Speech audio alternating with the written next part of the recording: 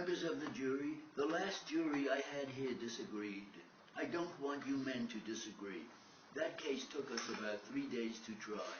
The lawyer wanted me to set it down for retrial. I sent him into the other part, and it will be tried again and take 3 days more. Disagreements settle nothing, you know. Keep on disagreeing, and I might just as well adjourn court and go home. All the time you give to it, all the money of the taxpayers is wasted. That is what disagreements do. I want you to exhaust every reasonable means to reach an agreement so that we will get through. When you get the case, I want you to take it up with open minds. I don't want a man to go out with the idea he knows how a case has to go. It must go his way or won't go at all.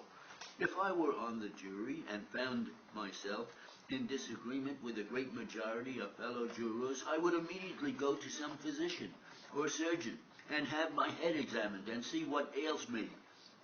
It is right to express your views to your fellow jurors, but listen to the other fellow. The plaintiff is here asking you and me to give to her a very large sum of money, take it from the defendant and hand it to her. Now, the law does not take anybody's money just because there is someone here asking for it. There is no presumption. The person who is in court asking money from somebody is entitled to it. You and I are here sworn to do justice in accordance with the law. It becomes my province to tell you whatever the law is. You pass upon the facts. That is, you endeavor to find out where the truth lies. From me, you get the law governing the facts. The burden of proof is upon the plaintiff. The law assumes that from that which everybody has is his. The law assumes that that coat, Mr. Foreman, that you are wearing belongs to you. If anybody comes along and lays claim to it, the law does not give it to him just because he claims it. He must come in and make it reasonably certain by the proof he offers in court that the coat belongs to him before the law will disturb you in the possession of that which you have. The law requires more than an even balance of proof.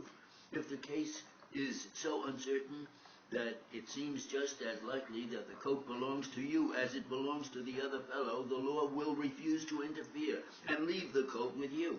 The law will interfere in no case to take away from one and hand to another, except when it appears with reasonable certainty. That is, as the law puts it, by a fair preponderance of the credible testimony, that the one demanding the property of another or money from somebody is entitled to it.